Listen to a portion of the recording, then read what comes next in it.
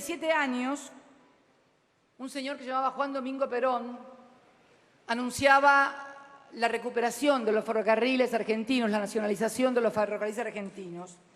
Yo quiero decirles a todos los legisladores que voy a enviar a esta Cámara un proyecto de ley para recuperar por parte del Estado la administración de los ferrocarriles argentinos.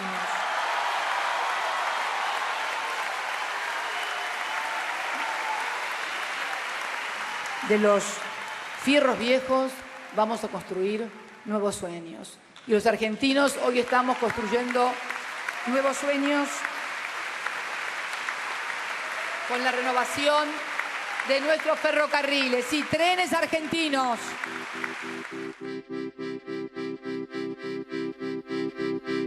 El desarrollo de la red ferroviaria comenzó con capitales argentinos, pero al poco tiempo se sumaron dominantes británicos y franceses. En agosto de 1857 circuló por primera vez un tren en la Argentina. Las vías, locomotoras y todo el material usado era inglés. Fue tanta su influencia y tantas las ventajas que le brindó el Estado, favorecidos por la ley Mitre y las decisiones del presidente Juárez Celman, que en poco tiempo unos pocos empresarios británicos se convirtieron en el principal grupo terrateniente del país.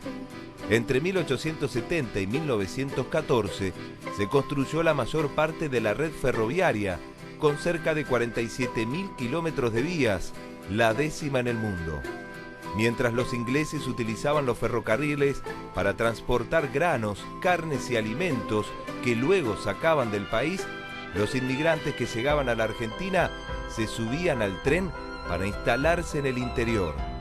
Poco después de la Segunda Guerra Mundial, se produce en 1946 el proceso de nacionalización del sistema ferroviario por iniciativa del presidente Juan Domingo Perón.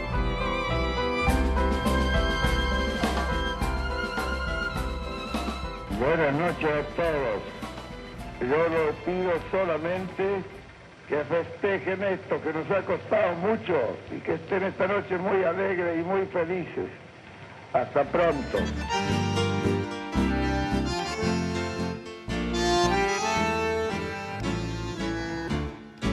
Todo en torno a los talleres, justamente. En ese tiempo, esto era una potencia. Acá trabajaban entre depósito, carpintería y mecha, y 1.800, 2.000 personas. Venía un vagón y lo hacían nuevo, porque en ese tiempo los vagones eran forrados con madera, y por ahí las maderas se rompían y lo hacían nuevo. Venía una máquina chocada y acá le hacían toda la trompa nueva. Cada uno tenía su tarea para hacer y lo hacían a la alta perfección. La negociación que se realizó para comprar los ferrocarriles conlleva una anécdota narrada por el propio Perón. Los ingleses, que habían terminado la guerra y andaban un poco pobres, se vinieron enseguida a venderlos. Cuando llegaron, Miranda le dijo: no, nosotros no hemos dicho nada, dicho eso es una cosa, bueno, pero si ustedes los vendieran y nosotros los compraríamos, ¿cuál sería el precio? Le dijeron el valor de libros. ¿Y cuánto es el valor de libros? 10.000 millones de pesos argentinos. Miranda lo miró y se rió. Le dice: ¿cómo vamos a pagar 10.000 millones de pesos por fierros viejos? No era fierro viejo. Los conseguimos los ferrocarriles por 2.029 millones de pesos. En el contrato de compra-venta, Miguel Miranda le puso que se compraban bienes directos e indirectos de los ferrocarriles. ¿Cómo se pagaron esos 2.029 millones? Y nosotros no teníamos dinero. Tomaron 4 o 5 propiedades y sacaron 2.000 millones de pesos de la venta. Nos quedamos con todos los ferrocarriles y 26.000 propiedades. ¿Y qué pagamos? Era como decía Miranda, lo compramos con papelito. Pero con el derrocamiento de Perón comenzó una etapa de desfinanciamiento y despidos masivos que tuvo su punto culminante en la década del 90. Sus responsables: Álvaro Alzogaray, el general norteamericano Thomas Larkin, autor del tristemente recordado Plan Larkin, Juan Carlos Onganía, los genocidas de la última dictadura cívico-militar, el siniestro José Alfredo Martínez de Hoz y Carlos Menem. Yo les digo a ustedes y en esto me comprometo. Ferrocarriles Argentinos van a seguir siendo del Estado argentino. Podremos aceptar capitales privados, nacionales o extranjeros, pero el manejo de ferrocarriles ha de quedar en manos de hombres del Estado Nacional.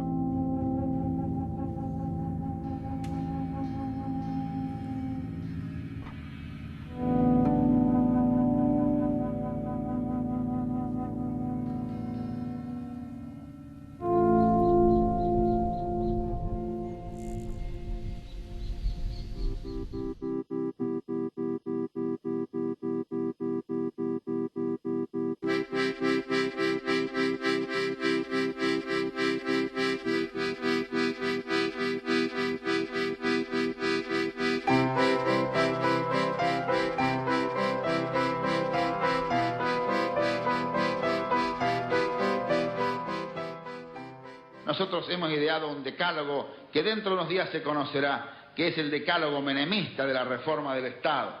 El mandamiento 1 son palabras de Menem, él no lo conoce aún. El mandamiento 1 está extraído de sus muchos discursos, dice así: nada de lo que deba ser estatal permanecerá en manos del Estado. La llegada del menemismo al gobierno fue el final de los ferrocarriles argentinos. La red metropolitana y la de carga fueron privatizadas con la excusa de disminuir el déficit y modernizar el servicio. Nada de eso sucedió y en 1993 se movilizaron por última vez los principales trenes de larga distancia. Innumerables pueblos se murieron por la ausencia del tren. Hoy parte el último tren. Yo lo único que le pido a Dios es que toque el corazón del presidente para que los trenes continúen, porque si no los pobres no vamos a viajar nunca más. Van a quedar pueblos enteros sin comunicación. Da muchas ganas de llorar. Eso es todo lo que le puedo decir y lamento en el alma de todo corazón que esto suceda. Mechita es un pueblo ferroviario ubicado entre los partidos de Bragado y Alberti. En sus años de gloria, con casi 5.000 habitantes, su economía se basaba en el depósito y reparación de locomotoras y vagones.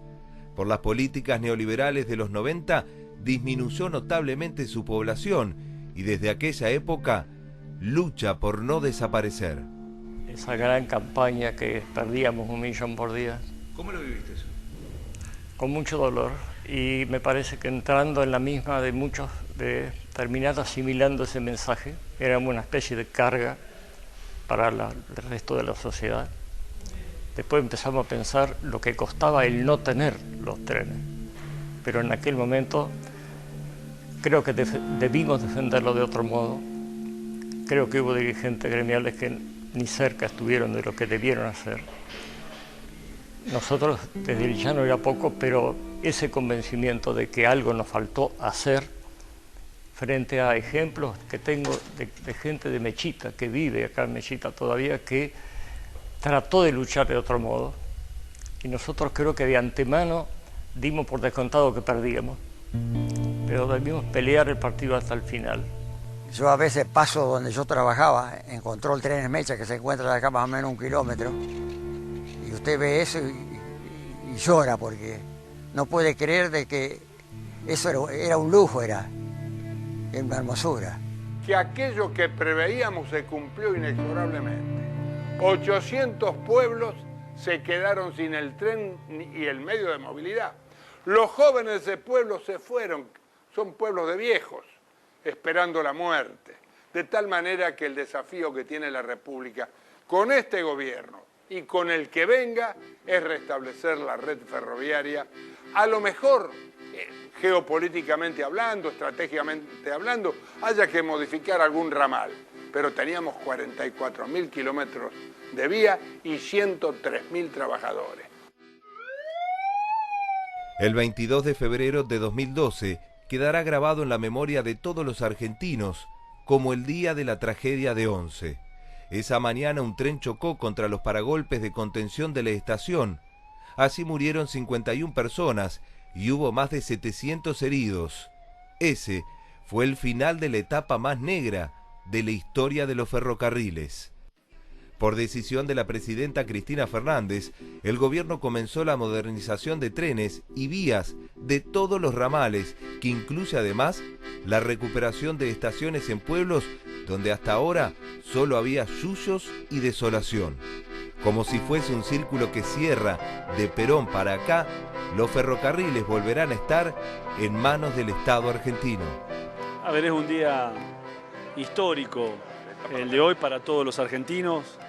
Es el inicio de una etapa fundacional para que, como dice la presidenta, de un tren vuelva a haber un tren. Y bueno, y esto es parte del recupero de empresas estratégicas, como lo fue Aerolíneas Argentinas, como lo fue YPF y ahora la creación de Ferrocarriles Argentinos.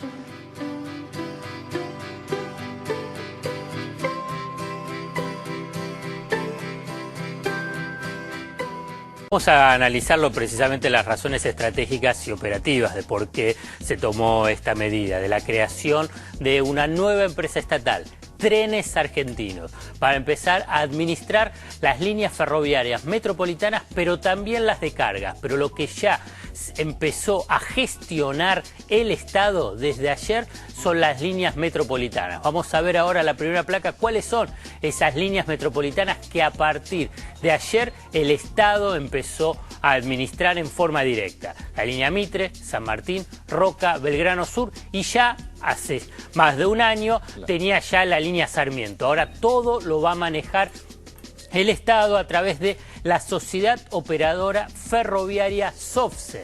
Después se va a incorporar, obviamente, a Trenes Argentinos. Esto hay que decirlo que nace de una decisión estratégica a partir de lo que fue la tragedia de Once.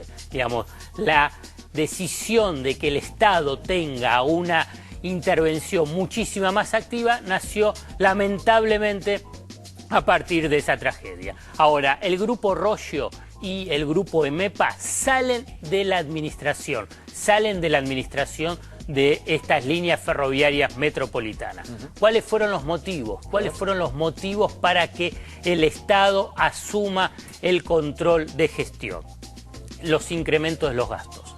El incremento de los gastos que en este año han tenido las administraciones privadas y en relación al 2014. Vos fijate, el San Martín el 77%, el Belgrano Sur más del 56%, el Mitre el 51%, el Roca el 27%. Esto era administrado por el Grupo Roggio y el Grupo EMEPA. Sarmiento, la línea Sarmiento, manejado por el Estado. Fíjate el incremento de los gastos, fue solamente del 17%.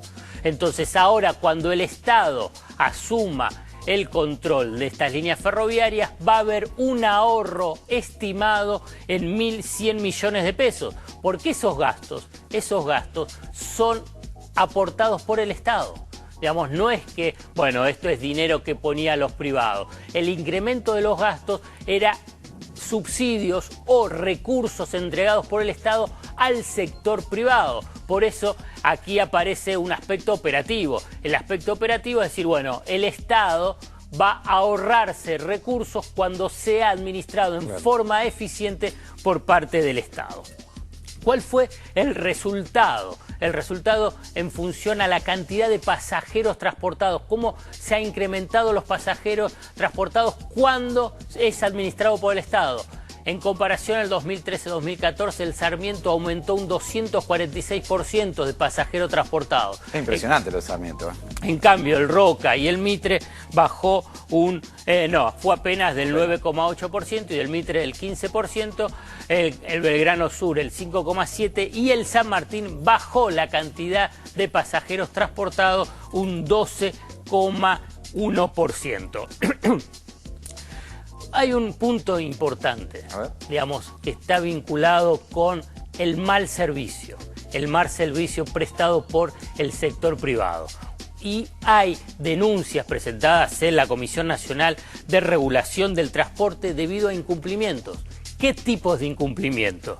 Falta de limpieza y conservación de las estaciones y también del material rodante, la impuntualidad y demoras en accesos y boleterías. ¿Esto qué es lo que llevó? Bueno, a multas acumuladas por parte de la Comisión Nacional de Regulación del Transporte hacia esas empresas. Las multas, obviamente, que fueron importantes. La línea Mitre, más de 2 millones de pesos. La El Roca, también 2 millones de pesos. Belgrano Sur, 976.890 pesos. Y para la operadora del San Martín, multas por 779 millones de pesos. ¿Esto qué es lo que deriva? Deriva en razones operativas para sacarle la concesión al sector privado. Pero también hay razones estratégicas que tienen que ver con la integración territorial, con, esto lo mencionaba interesante uno de los pasajeros, tema de, bueno, el país quedó chico. ¿Por qué? Lo famoso ramal que cierra en la década del 90, que produjo la destrucción de la red ferroviaria. Esto apunta a empezar a saldar una deuda que tenía el gobierno, que tenía el Estado con los pasajeros. ¿No van a hacer juicio? No, no puede. Concesionarias que se les quita la concesión. Y porque tiene tantos incumplimientos, que además, digamos, van a quedar como proveedoras de servicios, pero no es probable que hagan